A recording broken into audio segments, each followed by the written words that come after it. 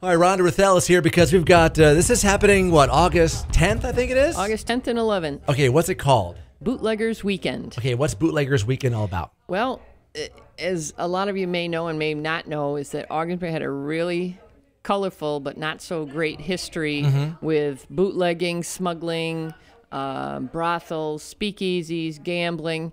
And so this is an opportunity for us to celebrate that great, rich history. Okay. What kinds of things are happening at this weekend? Well, we have, to start off, we've got a 5K run sponsored by Hosmer's Marina. The New York State Bass Federation is going to be here for 2 days holding a tournament, starting at Dubisky Center and then away in at Hosmer's. On Saturday, we're having a wine, beer, food, craft vendor show at the former Garnes property. Fort Drum Band is going to be performing.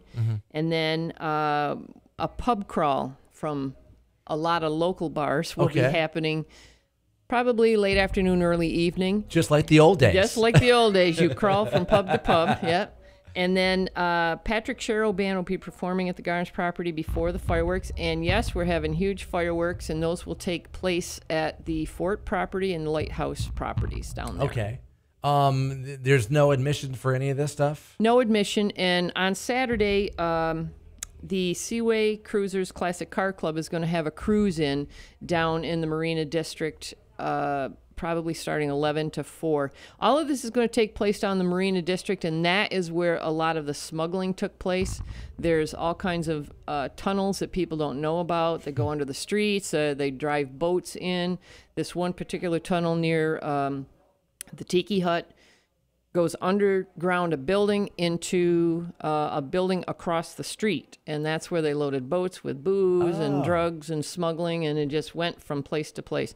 Stuff came across from Canada, right? And then when especially in wintertime, when it was frozen. In the wintertime, yeah. But in the summertime, I read this article where Ottawa, they had a train coming from Ottawa, and they would stop it in the really desolate area somewhere around Spencerville, load it with booze, and then bring it to Prescott and ship it across, and cars and trucks would be waiting to divvy it up. And then at Wheathouse Bay, that's a really, really hot spot for bootlegging. They would be coming across the river, and the cops would be waiting in Wheathouse Bay. And when the cops would start approaching the boats, they'd be tossing the beer or the whiskey and the rum overboard. And so if you go down in Wheathouse Bay, they call it Bottle Alley, you'll find all these old discarded rum and whiskey bottles. Some of them still have whiskey and rum in them. So, wow. Yeah, it's cool. I mean, and you know, I put this online, and all of a sudden these families are telling me stories of their relatives that were bootleggers. And a lot of these famous families are still around the area today. So more info on Bootleggers Weekend can be found where? We have a Facebook page, Bootleggers Weekend. And also, I'll be posting it online, and you guys are promoting it. This is brand new. It's started by the Ogdensburg Historical Commission. It's our first year. We're looking for vendors. We have quite a few already for Saturday's show. It's $25 if you want to be a vendor. It'll be an outdoor event.